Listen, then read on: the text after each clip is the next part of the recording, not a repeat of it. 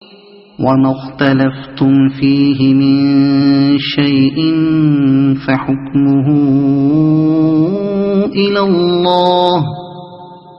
ذَلِكُمُ اللَّهُ رَبِّي عَلَيْهِ تَوَكَّلْتُ وَإِلَيْهِ أُنِيبُ۔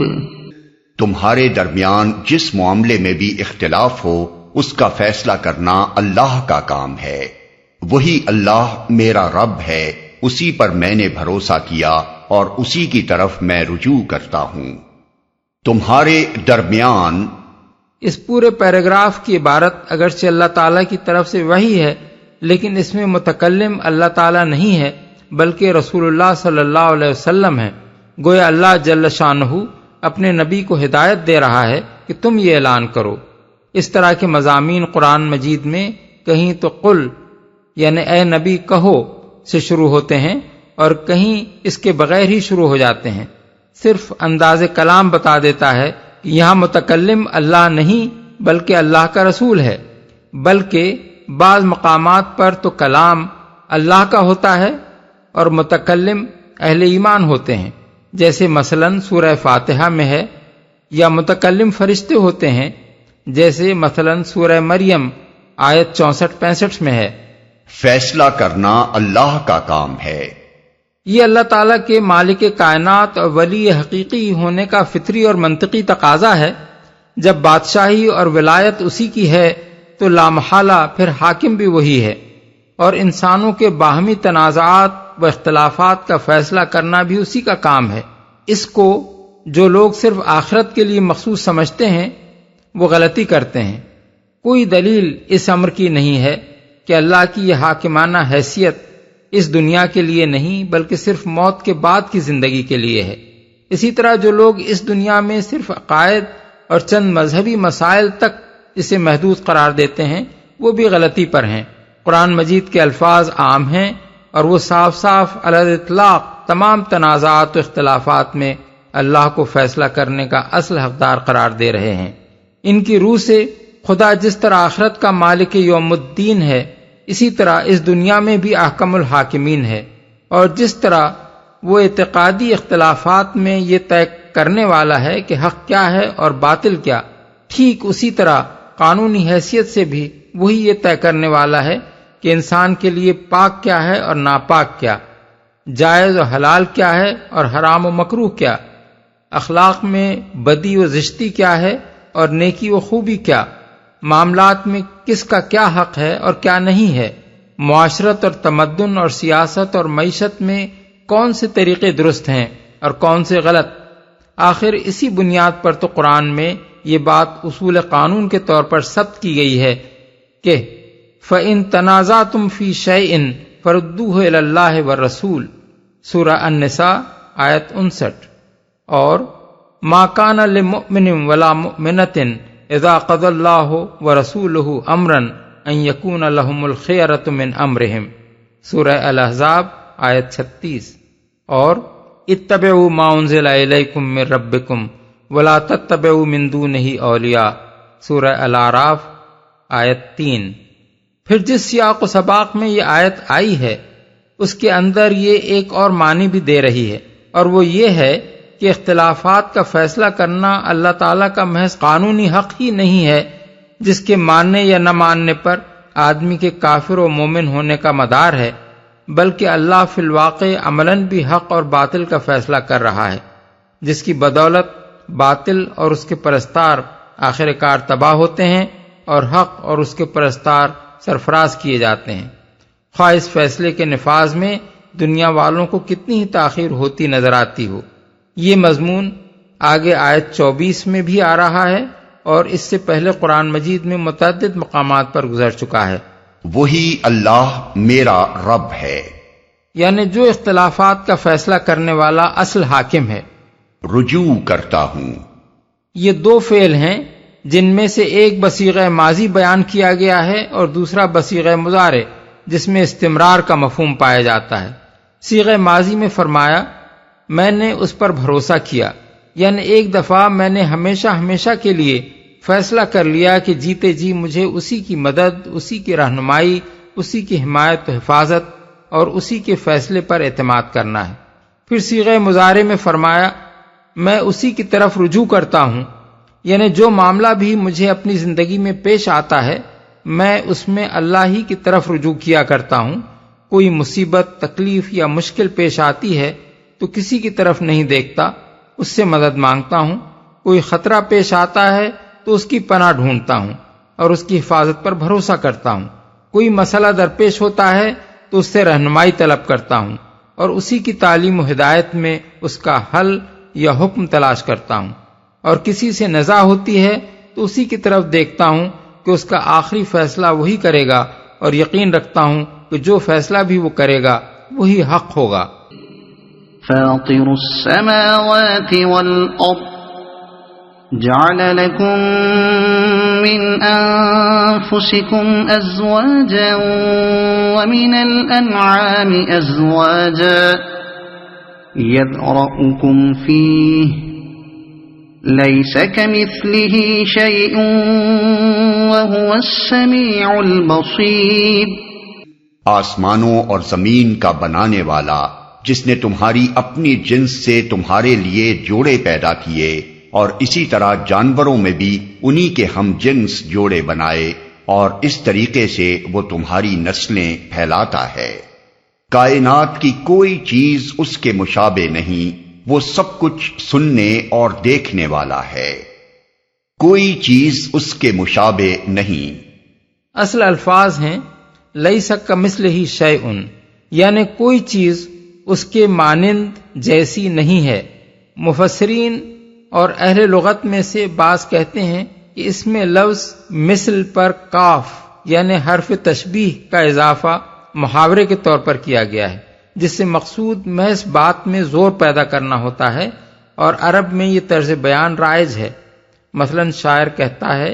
وَقَتَلَ كَمِثْلِ جُذُعِ النَّخْلِ، اور ایک دوسرا شاعر کہتا ہے مَا إِن كَمِثْلِهِمْ فِي النَّاسِ مِنْ أَحَدٍ۔ بعض دوسرے حضرات کا قول یہ ہے کہ اس جیسا کوئی نہیں کہنے کی بجائے اس کے مثل جیسا کوئی نہیں کہنے میں مبالغہ ہے۔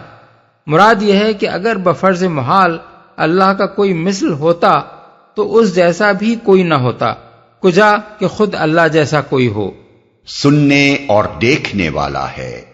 یعنی بیک وقت ساری کائنات میں ہر ایک کی سن رہا ہے اور ہر چیز کو دیکھ رہا ہے۔ له مقاليد السماوات والأرض يبسط الرزق لمن يشاء ويقدر إنه بكل شيء عليم۔ آسمانوں اور زمین کے خزانوں کی کنجیاں اسی کے پاس ہیں، جسے چاہتا ہے کھلا رزق دیتا ہے اور جسے چاہتا ہے نپا تلا دیتا ہے، اسے ہر چیز کا علم ہے۔ یہ دلائل ہیں اس امر کے کہ صرف اللہ تعالیٰ ہی کیوں ولی برحق ہے، اور کیوں اسی پر توکل کرنا صحیح ہے، اور کیوں اسی کی طرف رجوع کیا جانا چاہیے۔ شرع لكم من الدين ما وصى به نوحا والذي أوحينا إليك وما وصينا به إبراهيم وموسى وعيسى أن أقيموا الدين ولا تتفرقوا فيه كبر على المشركين ما تدعوهم إليه الله يجتبي إليه من يشاء ويهدي إليه من ينيب۔ اس نے تمہارے لیے دین کا وہی طریقہ مقرر کیا ہے جس کا حکم اس نے نوح کو دیا تھا، اور جسے اے محمد اب تمہاری طرف ہم نے وحی کے ذریعے سے بھیجا ہے، اور جس کی ہدایت ہم ابراہیم اور موسیٰ اور عیسیٰ کو دے چکے ہیں، اس تاکید کے ساتھ کہ قائم کرو اس دین کو اور اس میں متفرق نہ ہو جاؤ۔ یہی بات ان مشرکین کو سخت ناگوار ہوئی ہے جس کی طرف اے محمد تم انہیں دعوت دے رہے ہو۔ اللہ جسے چاہتا ہے اپنا کر لیتا ہے، اور وہ اپنی طرف آنے کا راستہ اسی کو دکھاتا ہے جو اس کی طرف رجوع کرے۔ متفرق نہ ہو جاؤ۔ یہاں اسی بات کو پھر زیادہ وضاحت کے ساتھ بیان کیا گیا ہے جو پہلی آیت میں ارشاد ہوئی تھی۔ اس میں صاف صاف بتایا گیا ہے کہ محمد صلی اللہ علیہ وسلم کسی نئے مذہب کے بانی نہیں ہیں، نہ انبیاء میں سے کوئی اپنے کسی الگ مذہب کا بانی گزرا ہے، بلکہ اللہ کی طرف سے ایک ہی دین ہے جسے شروع سے تمام انبیاء پیش کرتے چلے آ رہے ہیں، اور اسی کو محمد صلی اللہ علیہ وسلم بھی پیش کر رہے ہیں۔ اس سلسلے میں سب سے پہلے حضرت نوح کا نام لیا گیا ہے جو طوفان کے بعد موجودہ نسل انسانی کے اولین پیغمبر تھے۔ اس کے بعد نبی صلی اللہ علیہ وسلم کا ذکر کیا گیا ہے جو آخری نبی ہیں۔ پھر حضرت ابراہیم کا نام لیا گیا ہے جنہیں اہل عرب اپنا پیشوا مانتے تھے، اور آخر میں حضرت موسیٰ اور حضرت عیسیٰ کا ذکر کیا گیا ہے جن کی طرف یہودی اور عیسائی اپنے مذہب کو منسوب کرتے ہیں۔ اس سے مقصود یہ نہیں ہے کہ انہی 5 انبیاء کو اس دین کی ہدایت کی گئی تھی، بلکہ اصل مقصد یہ بتانا ہے کہ دنیا میں جتنے انبیاء بھی آئے ہیں سب ایک ہی دین لے کر آئے ہیں، اور نمونے کے طور پر ان 5 جلیل القدر انبیاء کا نام لے دیا گیا ہے جن سے دنیا کو معروف ترین آسمانی شریعتیں ملی ہیں۔ یہ آیت چونکہ دین اور اس کے مقصود پر بڑی اہم روشنی ڈالتی ہے، اس لیے ضروری ہے کہ اس پر پوری طرح غور کر کے اسے سمجھا جائے۔ فرمایا کہ شرع لکم یعنی مقرر کیا تمہارے لیے۔ شرع کے لغوی معنی راستہ بتانے کے ہیں، اور اصطلاحاً اس سے مراد طریقہ اور ضابطہ اور قاعدہ مقرر کرنا ہے۔ عربی زبان میں اسی اصطلاحی معنی کے لحاظ سے تشریع کا لفظ قانون سازی یعنی لیجسلیشن کا، شرع اور شریعت کا لفظ قانون یعنی لا کا، اور شارع کا لفظ واضح قانون یعنی لا گیور کا ہم معنی سمجھا جاتا ہے۔ یہ تشریع خداوندی دراصل فطری اور منطقی نتیجہ ہے ان اصولی حقائق کا جو اوپر آیت نمبر 1، 9 اور 10 میں بیان ہوئے ہیں کہ اللہ ہی کائنات کی ہر چیز کا مالک ہے، اور وہی انسان کا حقیقی ولی ہے، اور انسانوں کے درمیان جس امر میں بھی اختلاف ہو اس کا فیصلہ کرنا اسی کا کام ہے۔ اب چونکہ اصولاً اللہ ہی مالک اور ولی اور حاکم ہے، اس لیے لامحالہ وہی اس کا حق رکھتا ہے کہ انسان کے لیے قانون و ضابطہ بنائے، اور اسی کی یہ ذمہ داری ہے کہ انسانوں کو یہ قانون و ضابطہ دے۔ چنانچہ اپنی اس ذمہ داری کو اس نے یوں ادا کر دیا ہے۔ پھر فرمایا من الدین یعنی از قسم دین۔ شاہ ولی اللہ صاحب نے اس کا ترجمہ از آئین کیا ہے، یعنی اللہ تعالیٰ نے جو تشریح فرمائی ہے اس کی نوعیت آئین کی ہے۔ لفظ دین کی جو تشریح ہم اس سے پہلے سورہ زمر میں کر چکے ہیں، وہ اگر نگاہ میں رہے تو یہ سمجھنے میں کوئی الجھن پیش نہیں آ سکتی کہ دین کے معنی ہی کسی کی سیادت و حاکمیت تسلیم کر کے اس کے احکام کی اطاعت کرنے کے ہیں۔ اور جب یہ لفظ طریقے کے معنی میں بولا جاتا ہے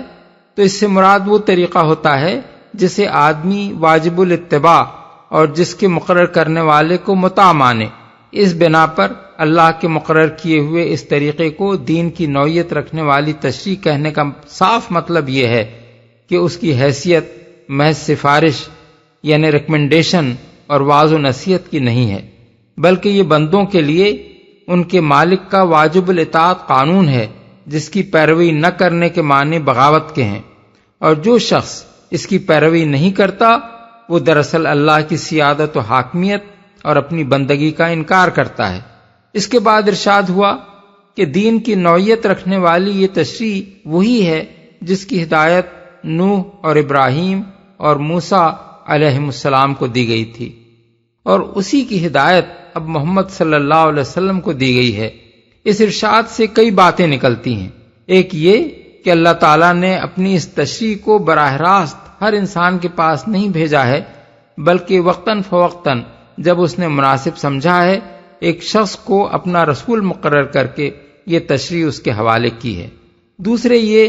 کہ یہ تشریح ابتدا سے یکساں رہی ہے۔ ایسا نہیں ہے کہ کسی زمانے میں کسی قوم کے لیے کوئی دین مقرر کیا گیا ہو اور کسی دوسرے زمانے میں کسی اور قوم کے لیے اس سے مختلف اور متضاد دین بھیج دیا گیا ہو۔ خدا کی طرف سے بہت سے دین نہیں آئے ہیں، بلکہ جب بھی آیا ہے یہی ایک دین آیا ہے۔ تیسرے یہ کہ اللہ کی سیادت و حاکمیت ماننے کے ساتھ ان لوگوں کی رسالت کو ماننا جن کے ذریعے سے یہ تشریح بھیجی گئی ہے،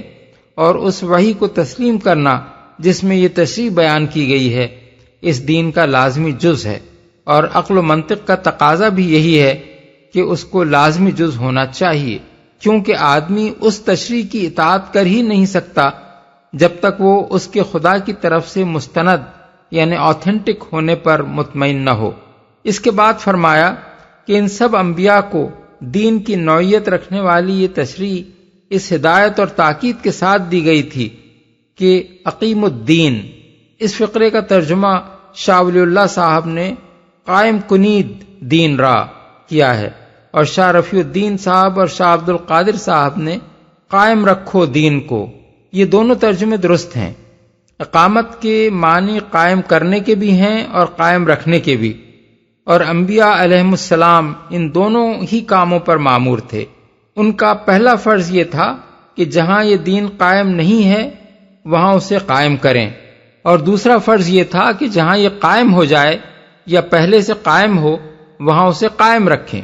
ظاہر بات ہے کہ قائم رکھنے کی نوبت آتی ہی اس وقت ہے جب ایک چیز قائم ہو چکی ہو، ورنہ پہلے اسے قائم کرنا ہوگا، پھر یہ کوشش مسلسل جاری رکھنی پڑے گی کہ وہ قائم رہے۔ اب ہمارے سامنے دو سوالات آئے ہیں، ایک یہ کہ دین کو قائم کرنے سے مراد کیا ہے، دوسرے یہ کہ خود دین سے کیا مراد ہے جسے قائم کرنے اور پھر قائم رکھنے کا حکم دیا گیا ہے۔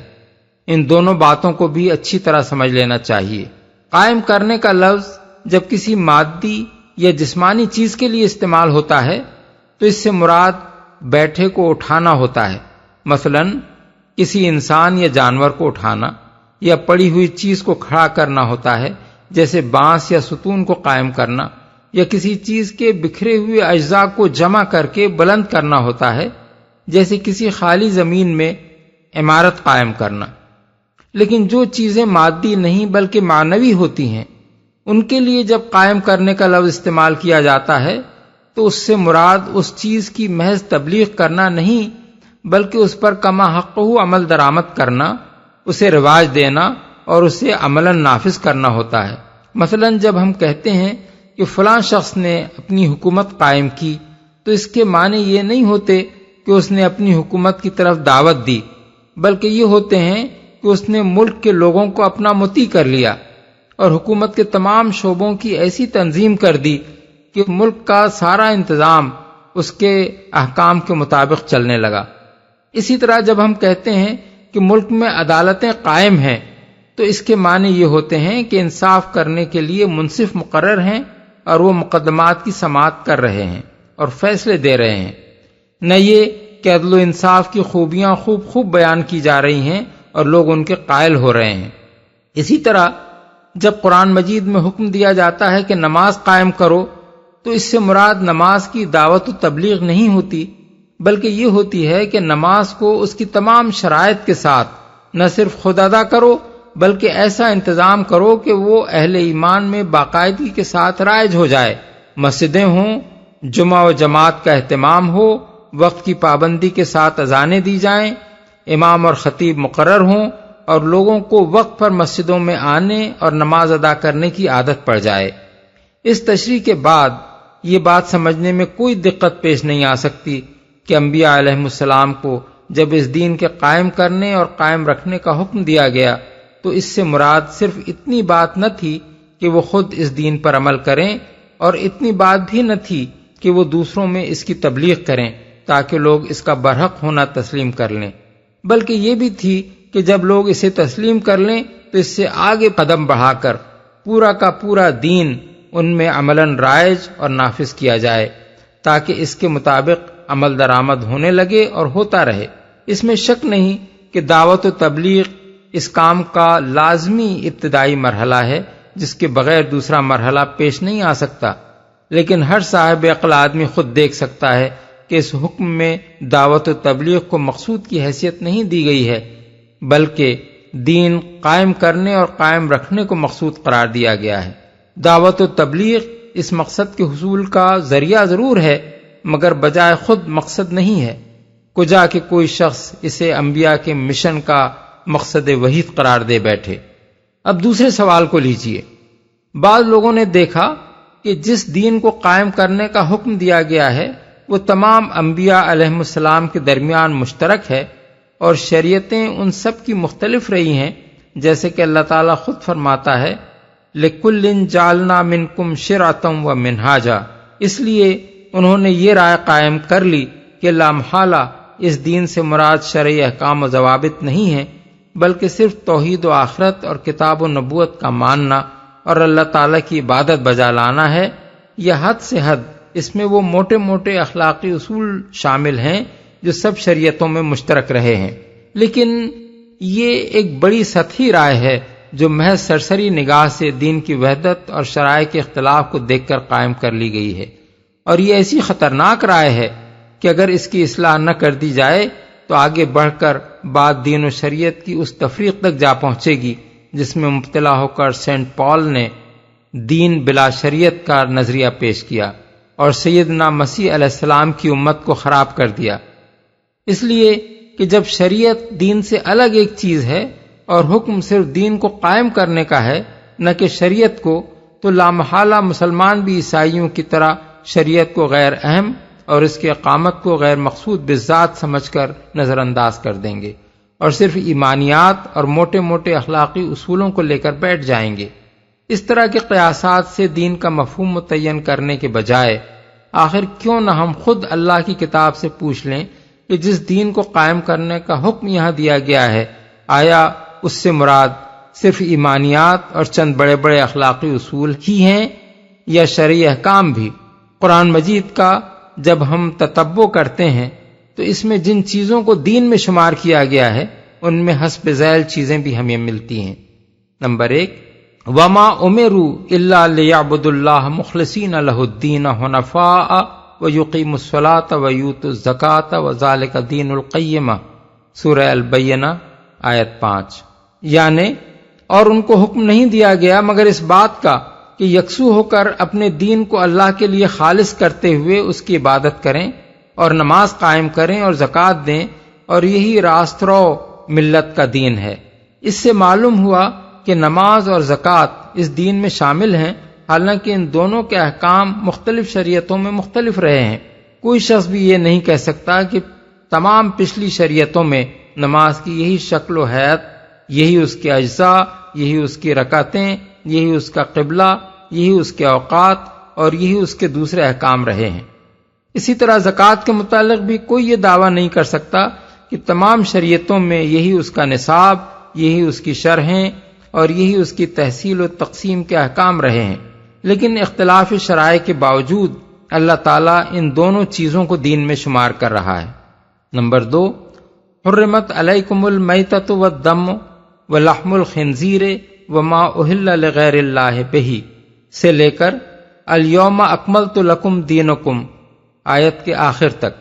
سورہ المائدہ آیت 3۔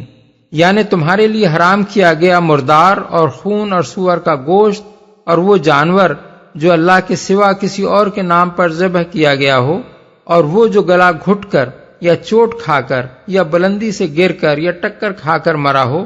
یا جسے کسی درندے نے پھاڑا ہو سوائے اس کے جسے تم نے زندہ پا کر ذبح کر لیا، اور وہ جو کسی آستانے پر ذبح کیا گیا ہو، نیز یہ بھی تمہارے لیے حرام کیا گیا کہ تم پانسوں کے ذریعے سے اپنی قسمت معلوم کرو۔ یہ سب کام فسق ہیں۔ آج کافروں کو تمہارے دین کی طرف سے مایوسی ہو چکی ہے، لہذا تم ان سے نہ ڈرو بلکہ مجھ سے ڈرو۔ آج میں نے تمہارے دین کو تمہارے لیے مکمل کر دیا۔ اس سے معلوم ہوا کہ یہ سب احکام شریعت بھی دین ہی ہیں۔ نمبر 3، قاتل الذین لا یؤمنون باللہ والیوم الآخر ولا یحرمون ما حرم اللہ ورسولہ ولا یدینون دین الحق، سورہ التوبہ آیت 29۔ یعنی جنگ کرو ان لوگوں سے جو اللہ اور یوم آخر پر ایمان نہیں لاتے اور جو کچھ اللہ اور اس کے رسول نے حرام کیا ہے اسے حرام نہیں کرتے اور دین حق کو اپنا دین نہیں بناتے۔ معلوم ہوا کہ اللہ اور آخرت پر ایمان لانے کے ساتھ حلال و حرام کے ان احکام کو ماننا اور ان کی پابندی کرنا بھی دین ہے جو اللہ اور اس کے رسول نے دیے ہیں۔ 4 الزانیۃ والزانی فاجلدوا کل واحد منہما 100 جلدۃ ولا تأخذکم بہما رأفۃ فی دین اللہ ان کنتم تؤمنون باللہ والیوم الآخر، سورہ النور آیت 2۔ یعنی زانیہ عورت اور مرد دونوں میں سے ہر ایک کو 100 کوڑے مارو، اور ان پر ترس کھانے کا جذبہ اللہ کے دین کے معاملے میں تم کو دامنگیر نہ ہو اگر تم اللہ اور روز آخر پر ایمان رکھتے ہو۔ ما کان لیاخذ اخاہ فی دین الملک، سورہ یوسف آیت 76۔ یعنی یوسف اپنے بھائی کو بادشاہ کے دین میں پکڑ لینے کا مجاز نہ تھا۔ اس سے معلوم ہوا کہ فوجداری قانون بھی دین ہے۔ اگر آدمی خدا کے فوجداری قانون پر چلے تو وہ خدا کے دین کا پیرو ہے، اور اگر بادشاہ کے قانون پر چلے تو بادشاہ کے دین کا پیرو۔ یہ 4 تو وہ نمونے ہیں جن میں شریعت کے احکام کو بالفاظ صریح دین سے تعبیر کیا گیا ہے، لیکن اس کے علاوہ اگر غور سے دیکھا جائے تو معلوم ہوتا ہے کہ جن گناہوں پر اللہ تعالیٰ نے جہنم کی دھمکی دی ہے، مثلا زنا، سود خواری، قتل مومن، یتیم کا مال کھانا، باطل طریقوں سے لوگوں کے مال لینا وغیرہ، اور جن جرائم کو خدا کے عذاب کا موجب قرار دیا ہے، مثلا عمل قوم لوط اور لین دین میں قوم شعیب کا رویہ، ان کا سدباب لازماً دین ہی میں شمار ہونا چاہیے۔ اس لیے کہ دین اگر جہنم اور عذاب الہی سے بچانے کے لیے نہیں آیا ہے تو اور کس چیز کے لیے آیا ہے؟ اسی طرح وہ احکام شریعت بھی دین ہی کا حصہ ہونے چاہیے جن کی خلاف ورزی کو خلود فی النار کا موجب قرار دیا گیا ہے۔ مثلا میراث کے احکام جن کو بیان کرنے کے بعد آخر میں ارشاد ہوا ہے کہ وَمَن يَعْصِ اللَّهَ وَرَسُولَهُ وَيَتَعَدَّ حُدُودَهُ يُدْخِلْهُ نَارًا خَالِدًا فِيهَا وَلَهُ عَذَابٌ مُهِينٌ، سورہ النساء آیت 14۔ یعنی جو اللہ اور اس کے رسول کی نافرمانی اور اللہ کے حدود سے تجاوز کرے گا، اللہ اس کو دوزخ میں ڈالے گا جس میں وہ ہمیشہ رہے گا، اور اس کے لیے رسوا کن عذاب ہے۔ اسی طرح جن چیزوں کی حرمت اللہ تعالیٰ نے پوری شدت اور قطعیت کے ساتھ بیان کی ہے،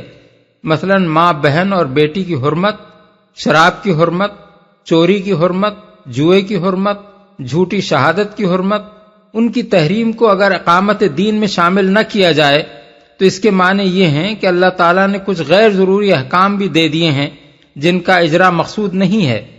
علی ھذا القیاس جن کاموں کو اللہ تعالیٰ نے فرض قرار دیا ہے، مثلا روزہ اور حج، ان کی اقامت کو بھی محض اس بہانے اقامت دین سے خارج نہیں کیا جا سکتا کہ رمضان کے 30 روزے تو پچھلی شریعتوں میں نہ تھے، اور کعبے کا حج تو صرف اس شریعت میں تھا جو اولاد ابراہیم کی اسماعیلی شاخ کو ملی تھی۔ دراصل ساری غلط فہمی صرف اس وجہ سے پیدا ہوئی ہے کہ آیت لِكُلٍّ جَعَلْنَا مِنْكُمْ شِرْعَةً وَمِنْهَاجًا، یعنی ہم نے تم میں سے ہر امت کے لیے ایک شریعت اور ایک راہ مقرر کر دی کا الٹا مطلب لے کر اسے یہ معنی پہنا دیے گئے ہیں کہ شریعت چونکہ ہر امت کے لیے الگ تھی اور حکم صرف اس دین کے قائم کرنے کا دیا گیا ہے جو تمام انبیاء کے درمیان مشترک تھا، اس لیے اقامت دین کے حکم میں اقامت شریعت شامل نہیں ہے۔ حالانکہ در حقیقت اس آیت کا مطلب اس کے بالکل برعکس ہے۔ سورہ مائدہ میں جس مقام پر یہ آیت آئی ہے اس کے پورے سیاق و سباق کو آیت 41 سے آیت 50 تک اگر کوئی شخص بغور پڑھے تو معلوم ہوگا کہ اس آیت کا صحیح مطلب یہ ہے کہ جس نبی کی امت کو جو شریعت بھی اللہ تعالیٰ نے دی تھی وہ اس امت کے لیے دین تھی، اور اس کے دور نبوت میں اسی کی اقامت مطلوب تھی۔ اور اب چونکہ سیدنا محمد صلی اللہ علیہ وسلم کا دور نبوت ہے، اس لیے امت محمدیہ کو جو شریعت دی گئی ہے وہ اس دور کے لیے دین ہے، اور اس کا قائم کرنا ہی دین کا قائم کرنا ہے۔ رہا ان شریعتوں کا اختلاف تو اس کا مطلب یہ نہیں ہے کہ خدا کی بھیجی ہوئی شریعتیں باہم متضاد تھیں،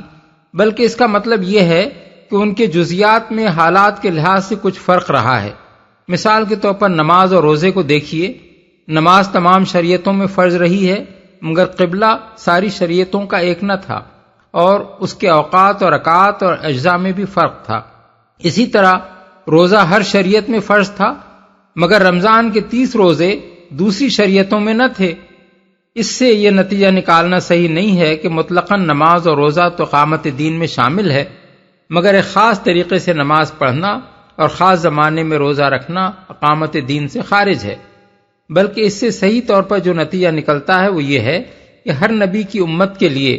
اس وقت کی شریعت میں نماز اور روزے کے لیے جو قاعدے مقرر کیے گئے تھے انہی کے مطابق اس زمانے میں نماز پڑھنا اور روزہ رکھنا دین قائم کرنا تھا، اور اب اقامت دین یہ ہے کہ ان عبادتوں کے لیے شریعت محمدیہ میں جو طریقہ رکھا گیا ہے ان کے مطابق انہیں ادا کیا جائے۔ انہی دو مثالوں پر دوسرے تمام احکام شریعت کو بھی قیاس کر لیجئے۔ قرآن مجید کو جو شخص بھی آنکھیں کھول کر پڑھے گا اسے یہ بات صاف نظر آئے گی کہ یہ کتاب اپنے ماننے والوں کو کفر اور کفار کی رعیت فرض کر کے مغلوبانہ حیثیت میں مذہبی زندگی بسر کرنے کا پروگرام نہیں دے رہی ہے،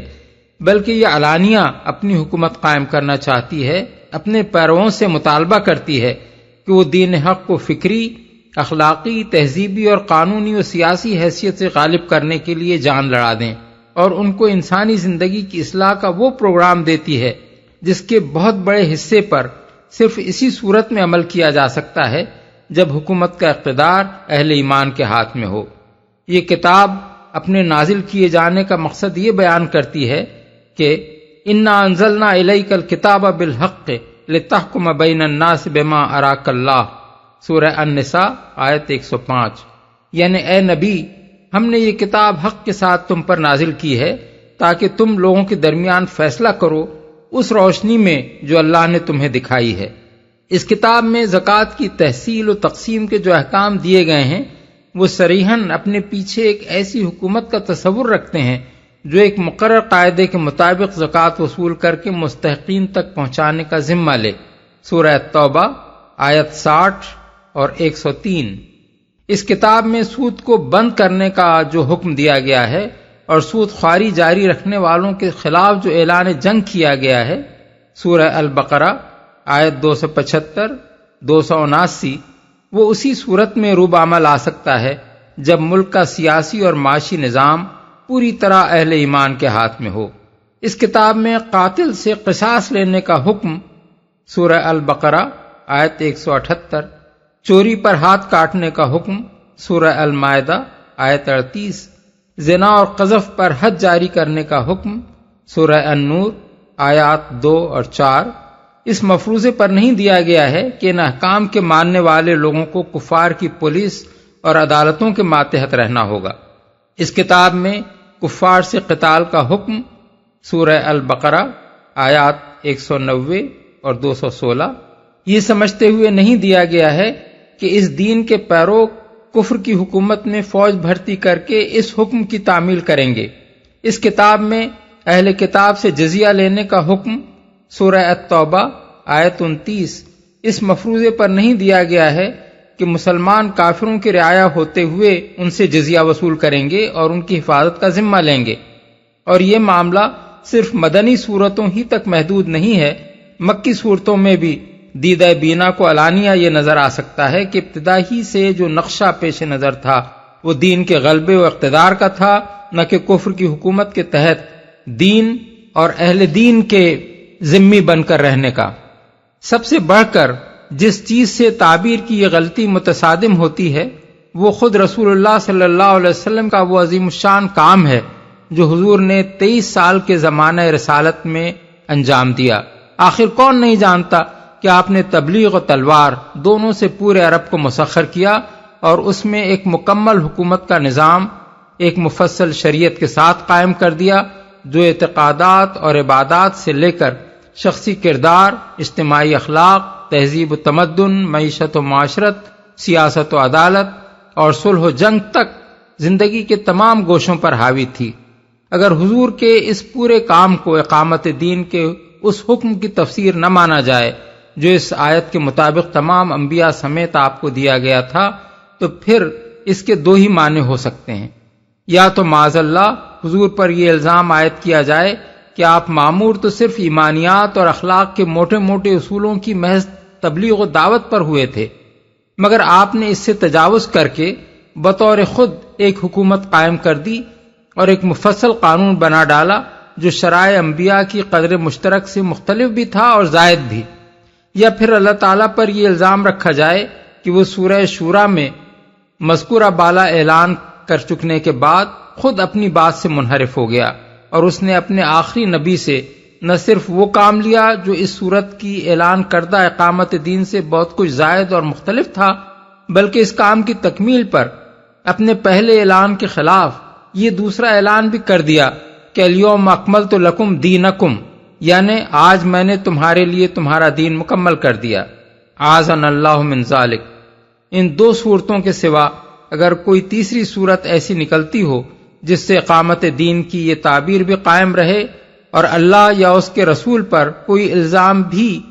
عائد نہ ہوتا ہو تو ہم ضرور اسے معلوم کرنا چاہیں گے۔ اقامت دین کا حکم دینے کے بعد آخری بات جو اللہ تعالیٰ نے اس آیت میں ارشاد فرمائی ہے وہ یہ ہے کہ لا تتفرقوا فیہ، یعنی دین میں تفرقہ نہ برپا کرو یا اس کے اندر متفرق نہ ہو جاؤ۔ دین میں تفرقہ سے مراد یہ ہے کہ آدمی دین کے اندر اپنی طرف سے کوئی نرالی بات ایسی نکالے جس کی کوئی معقول گنجائش اس میں نہ ہو اور اصرار کرے کہ اس کی نکالی ہوئی بات کے ماننے ہی پر کفر و ایمان کا مدار ہے، پھر جو ماننے والے ہوں انہیں لے کر نہ ماننے والوں سے جدا ہو جائے۔ یہ نرالی بات کئی طرح کی ہو سکتی ہے۔ وہ یہ بھی ہو سکتی ہے کہ دین میں جو چیز نہ تھی وہ اس میں لا کر شامل کر دی جائے، یہ بھی ہو سکتی ہے کہ دین میں جو بات شامل تھی اسے نکال باہر کیا جائے،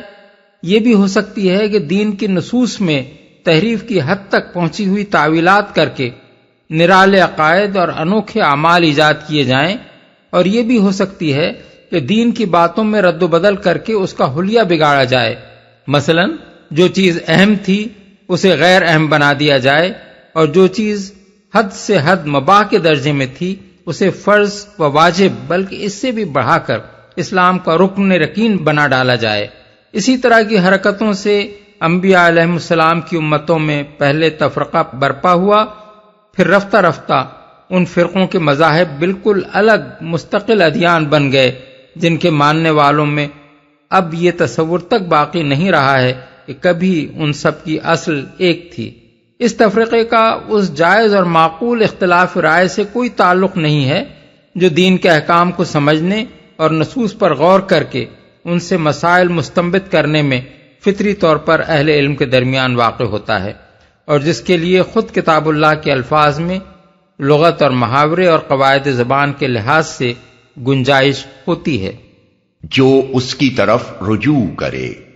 یہاں پھر وہی بات دہرائی گئی ہے جو اس سے پہلے آیت 8 اور 9 میں ارشاد ہو چکی ہے۔ اس جگہ یہ بات ارشاد فرمانے کا مدعا یہ ہے کہ تم ان لوگوں کے سامنے دین کی صاف شاہراہ پیش کر رہے ہو اور یہ نادان اس نعمت کی قدر کرنے کے بجائے الٹے اس پر بگڑ رہے ہیں، مگر انہی کے درمیان انہی کی قوم میں وہ لوگ موجود ہیں جو اللہ کی طرف رجوع کر رہے ہیں اور اللہ بھی انہیں کھینچ کھینچ کر اپنی طرف لا رہا ہے۔ اب یہ اپنی اپنی قسمت ہے کہ کوئی اس نعمت کو پائے اور کوئی اس پر خار کھائے، مگر اللہ کی بانٹ انتھی بانٹ نہیں ہے، وہ اسی کو اپنی طرف کھینچتا ہے جو اس کی طرف بڑھے۔ دور بھاگنے والوں کے پیچھے دوڑنا اللہ کا کام نہیں ہے۔ وما تفرقوا إلا من بعد ما جاءهم العلم بغيا بينهم ولولا كلمة سبقت من ربك إلى أجل مسمى لقضي بينهم وَإِنَّ الَّذِينَ أُورِثُوا الْكِتَابَ مِن بَعْدِهِمْ لَفِي شَكٍّ مِّنْهُ مُرِيبٍ۔ لوگوں میں جو تفرقہ رونما ہوا وہ اس کے بعد ہوا کہ ان کے پاس علم آ چکا تھا، اور اس بنا پر ہوا کہ وہ آپس میں ایک دوسرے پر زیادتی کرنا چاہتے تھے۔ اگر تیرا رب پہلے ہی یہ نہ فرما چکا ہوتا کہ ایک وقت مقرر تک فیصلہ ملتوی رکھا جائے گا تو ان کا قضیہ چکا دیا گیا ہوتا، اور حقیقت یہ ہے کہ اگلوں کے بعد جو لوگ کتاب کے وارث بنائے گئے وہ اس کی طرف سے بڑے اضطراب انگیز شک میں پڑے ہوئے ہیں۔ ان کے پاس علم آ چکا تھا۔ یعنی تفریقے کا سبب یہ نہ تھا کہ اللہ تعالیٰ نے انبیاء نہیں بھیجے تھے اور کتابیں نازل نہیں کی تھیں، اس وجہ سے لوگ راہ راست نہ جاننے کے باعث اپنے اپنے الگ مذاہب اور مدارس فکر اور نظام زندگی خود ایجاد کر بیٹھے، بلکہ یہ تفرقہ ان میں اللہ کی طرف سے علم آ جانے کے بعد رونما ہوا، اس لیے اللہ اس کا ذمہ دار نہیں ہے، بلکہ وہ لوگ خود اس کے ذمہ دار ہیں جنہوں نے دین کے صاف صاف اصول اور شریعت کے واضح احکام سے ہٹ کر نئے نئے مذاہب و مسالک بنائے۔ زیادتی کرنا چاہتے تھے، یعنی اس تفرقہ پردازی کا محرک کوئی نیک جذبہ نہیں تھا، بلکہ یہ اپنی نرالی اپج دکھانے کی خواہش، اپنا الگ جھنڈا بلند کرنے کی فکر، آپس کی زدم زدہ، ایک دوسرے کو زک دینے کی کوشش اور مال و جاہ کی طلب کا نتیجہ تھی۔ ہوشیار اور حوصلہ مند لوگوں نے دیکھا کہ بندگان خدا اگر سیدھے سیدھے خدا کے دین پر چلتے رہیں تو بس ایک خدا ہوگا جس کے آگے لوگ جھکیں گے، ایک رسول ہوگا جس کو لوگ پیشوا اور رہنما مانیں گے، ایک کتاب ہوگی جس کی طرف لوگ رجوع کریں گے، اور ایک صاف عقیدہ اور بے لاگ ضابطہ ہوگا جس کی پیروی وہ کرتے رہیں گے۔ اس نظام میں ان کی اپنی ذات کے لیے کوئی مقام امتیاز نہیں ہو سکتا جس کی وجہ سے ان کی مشیخت چلے اور لوگ ان کے گرد جمع ہوں اور ان کے آگے سر بھی جھکائیں اور جیبیں بھی خالی کریں۔ یہی وہ اصل سبب تھا جو نئے نئے عقائد اور فلسفے، نئے نئے طرز عبادت اور مذہبی مراسم اور نئے نئے نظام حیات ایجاد کرنے کا محرک بنا، اور اسی نے خلق خدا کے ایک بڑے حصے کو دین کی صاف شاہراہ سے ہٹا کر مختلف راہوں میں پراگندہ کر دیا۔ پھر یہ پراگندگی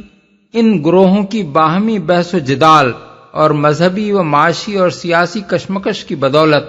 شدید تلخیوں میں تبدیل ہوتی چلی گئی، یہاں تک کہ نوبت ان خونریزیوں تک پہنچی جن کے چھینٹوں سے تاریخ انسانی سرخ ہو رہی ہے۔ قضیہ چکا دیا گیا ہوتا، یعنی دنیا ہی میں عذاب دے کر ان سب لوگوں کا خاتمہ کر دیا جاتا جو گمراہیاں نکالنے اور جان بوجھ کر ان کی پیروی کرنے کے مجرم تھے، اور صرف راہ راست پر چلنے والے باقی رکھے جاتے، جس سے یہ بات واضح ہو جاتی کہ خدا کے نزدیک حق پر کون ہے اور باطل پر کون۔ لیکن اللہ تعالیٰ نے یہ دو ٹوک فیصلہ قیامت تک کے لیے ملتوی کر رکھا ہے، کیونکہ دنیا میں یہ فیصلہ کر دینے کے بعد بنی نوع انسان کی آزمائش بے معنی ہو جاتی ہے، شک میں پڑے ہوئے ہیں۔ مطلب یہ ہے کہ ہر نبی اور اس کے قریبی تابعین کا دور گزر جانے کے بعد جب پچھلی نسلوں تک کتاب اللہ پہنچی تو انہوں نے اسے یقین و اعتماد کے ساتھ نہیں لیا، بلکہ وہ اس کے متعلق سخت شکوک اور ذہنی الجھنوں میں مبتلا ہو گئیں۔ اس حالت میں ان کے مبتلا ہو جانے کے بہت سے وجوہ تھے جنہیں ہم اس صورتحال کا مطالعہ کر کے بآسانی سمجھ سکتے ہیں جو تورات و انجیل کے معاملے میں پیش آئی ہے۔ ان دونوں کتابوں کو اگلی نسلوں نے ان کی اصلی حالت پر ان کی اصل عبارت اور زبان میں محفوظ رکھ کر پچھلی نسلوں تک نہیں پہنچایا۔ ان میں خدا کے کلام کے ساتھ تفسیر و تاریخ اور سماعی روایات اور فقہا کے نکالے ہوئے جزیات کی صورت میں انسانی کلام گڈمٹ کر دیا۔ ان کے ترجموں کو اتنا رواج دیا کہ اصل غائب ہو گئی اور صرف ترجمے باقی رہ گئے۔ ان کی تاریخی سند بھی اس طرح ضائع کر دی کہ اب کوئی شخص بھی پورے یقین کے ساتھ نہیں کہہ سکتا کہ جو کتاب اس کے ہاتھ میں ہے وہ وہی ہے جو حضرت موسیٰ یا حضرت عیسیٰ کے ذریعے سے دنیا والوں کو ملی تھی۔ پھر ان کے اکابر نے وقتاً فوقتاً مذہب، الہیات، فلسفہ، قانون، طبعیات،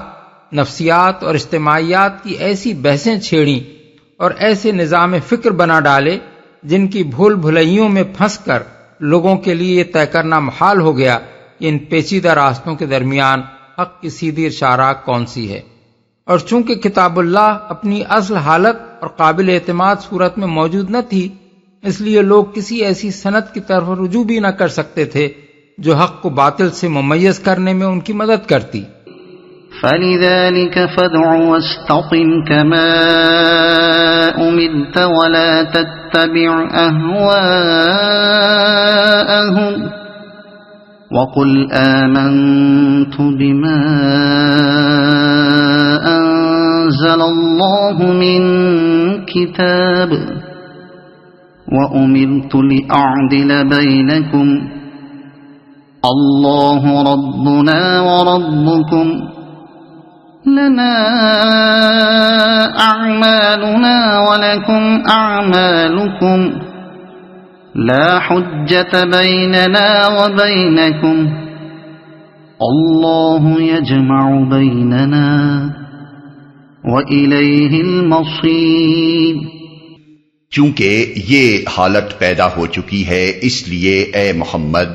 اب تم اسی دین کی طرف دعوت دو اور جس طرح تمہیں حکم دیا گیا ہے اس پر مضبوطی کے ساتھ قائم ہو جاؤ، اور ان لوگوں کی خواہشات کا اتباع نہ کرو، اور ان سے کہہ دو کہ اللہ نے جو کتاب بھی نازل کی ہے میں اس پر ایمان لایا، مجھے حکم دیا گیا ہے کہ میں تمہارے درمیان انصاف کروں،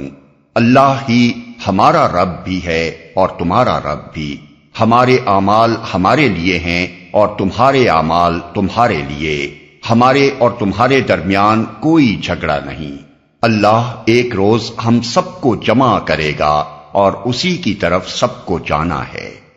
ان لوگوں کی خواہشات کا اتباع نہ کرو، یعنی ان کو راضی کرنے کے لیے اس دین کے اندر کوئی رد و بدل اور کمی بیشی نہ کرو، کچھ لو اور کچھ دو کے اصول پر ان گمراہ لوگوں سے کوئی مصالحت نہ کرو،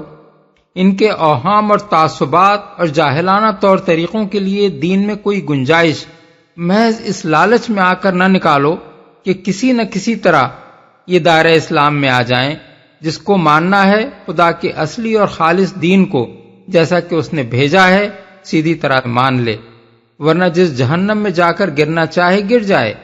خدا کا دین لوگوں کی خاطر نہیں بدلا جا سکتا،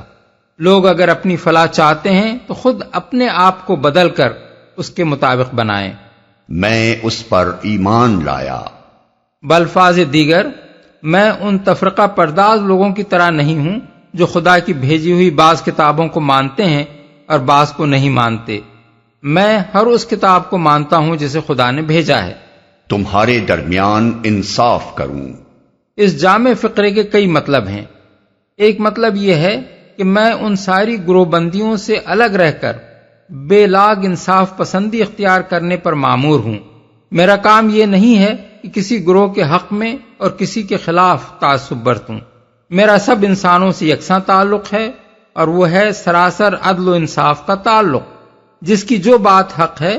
میں اس کا ساتھی ہوں، خواہ وہ غیروں کا غیر ہی کیوں نہ ہو، اور جس کی جو بات حق کے خلاف ہے میں اس کا مخالف ہوں، خواہ وہ میرا قریب ترین رشتہ دار ہی کیوں نہ ہو۔ دوسرا مطلب یہ ہے کہ میں جس حق کو تمہارے سامنے پیش کرنے پر مامور ہوں اس میں کسی کے لیے بھی کوئی امتیاز نہیں ہے، بلکہ وہ سب کے لیے یکساں ہے، اس میں اپنے اور غیر، بڑے اور چھوٹے، غریب اور امیر، شریف اور کمین کے لیے الگ الگ حقوق نہیں ہیں، بلکہ جو کچھ ہے وہ سب کے لیے حق ہے، جو گناہ ہے وہ سب کے لیے گناہ ہے، جو حرام ہے وہ سب کے لیے حرام ہے، اور جو جرم ہے وہ سب کے لیے جرم ہے۔ اس بے لاگ ضابطے میں میری اپنی ذات کے لیے بھی کوئی استثناء نہیں۔ تیسرا مطلب یہ ہے کہ میں دنیا میں عدل قائم کرنے پر مامور ہوں، میرے سپرد یہ کام کیا گیا ہے کہ میں لوگوں کے درمیان انصاف کروں اور ان کی بے اعتدالیوں اور بے انصافیوں کا خاتمہ کر دوں جو تمہاری زندگیوں میں اور تمہارے معاشرے میں پائی جاتی ہیں۔ ان تین مطالب کے علاوہ اس فقرے کا ایک چوتھا مطلب بھی ہے جو مکہ معظمہ میں نہ کھلا تھا مگر ہجرت کے بعد کھل گیا، اور وہ یہ ہے کہ میں خدا کا مقرر کیا ہوا قاضی اور جج ہوں، تمہارے درمیان انصاف کرنا میری ذمہ داری ہے۔ تمہارے اعمال تمہارے لیے، یعنی ہم میں سے ہر ایک اپنے اپنے عمل کا خود ذمہ دار و جواب دہ ہے، تم اگر نیکی کرو گے تو اس کا پھل ہمیں نہیں پہنچ جائے گا بلکہ تم ہی اس سے متمتع ہوگے، اور ہم اگر برائی کریں گے تو اس کی پاداش میں تم نہیں پکڑے جاؤ گے بلکہ ہمیں خود ہی اس کا خمیازہ بھگتنا پڑے گا۔ کوئی جھگڑا نہیں، یعنی معقول دلائل سے بات سمجھانے کا جو حق تھا وہ ہم نے ادا کر دیا، اب خوامخواہ تو میں کرنے سے کیا حاصل؟ تم اگر جھگڑا کرو بھی تو ہم تم سے جھگڑنے کے لیے تیار نہیں ہیں۔ والذین یحاجون فی اللہ من بعد ما استجیب له حجتهم داحضة عند ربهم داحضة عند ربهم وعليهم غضب ولهم عذاب شديد۔ اللہ کی دعوت پر لبیک کہے جانے کے بعد جو لوگ لبیک کہنے والوں سے اللہ کے دین کے معاملے میں جھگڑے کرتے ہیں ان کی حجت بازی ان کے رب کے نزدیک باطل ہے اور ان پر اس کا غضب ہے اور ان کے لیے سخت عذاب ہے۔ جھگڑے کرتے ہیں، یہ اشارہ ہے اس صورتحال کی طرف جو مکے میں اس وقت آئے دن پیش آ رہی تھی، جہاں کسی کے متعلق لوگوں کو معلوم ہو جاتا کہ وہ مسلمان ہو گیا ہے، ہاتھ دھو کر اس کے پیچھے پڑ جاتے، مدتوں اس کی جان ضیق میں کیے رکھتے، نہ گھر میں اسے چین لینے دیا جاتا، نہ محلے اور برادری میں، جہاں بھی وہ جاتا ایک نہ ختم ہونے والی بحث چھڑ جاتی، جس کا مدعا یہ ہوتا کہ کسی طرح وہ محمد صلی اللہ علیہ وسلم کا ساتھ چھوڑ کر اسی جاہلیت میں پلٹ آئے جس سے وہ نکلا ہے۔ اللہ الذی انزل الكتاب بالحق والمیزان وما يدريك لعل الساعة قريب يستعجل بها الذين لا يؤمنون بها والذين آمنوا مشفقون منها ويعلمون أنها الحق ألا إن الذين يمارون في الساعة لفي ضلال بعيد۔ وہ اللہ ہی ہے جس نے حق کے ساتھ یہ کتاب اور میزان نازل کی ہے، اور تمہیں کیا خبر شاید کہ فیصلے کی گھڑی قریب ہی آ لگی ہو۔ جو لوگ اس کے آنے پر ایمان نہیں رکھتے وہ تو اس کے لیے جلدی مچاتے ہیں، مگر جو اس پر ایمان رکھتے ہیں وہ اس سے ڈرتے ہیں اور جانتے ہیں کہ یقیناً وہ آنے والی ہے۔ خوب سن لو، جو لوگ اس گھڑی کے آنے میں شک ڈالنے والی بحثیں کرتے ہیں وہ گمراہی میں بہت دور نکل گئے ہیں۔ میزان نازل کی ہے۔ میزان سے مراد اللہ کی شریعت ہے جو ترازو کی طرح تول کر صحیح اور غلط، حق اور باطل، ظلم اور عدل، راستی اور ناراستی کا فرق واضح کر دیتی ہے۔ اوپر نبی صلی اللہ علیہ وسلم کی زبان سے یہ کہلوایا گیا تھا کہ امرت لأعدل بینکم، یعنی مجھے حکم دیا گیا ہے کہ تمہارے درمیان انصاف کروں۔ یہاں بتا دیا گیا ہے کہ اس کتاب پاک کے ساتھ وہ میزان آ گئی ہے جس کے ذریعے سے یہ انصاف قائم کیا جائے گا۔ فیصلے کی گھڑی قریب ہی آ لگی ہو، یعنی جس کو سیدھا ہونا ہے بلا تاخیر سیدھا ہو جائے۔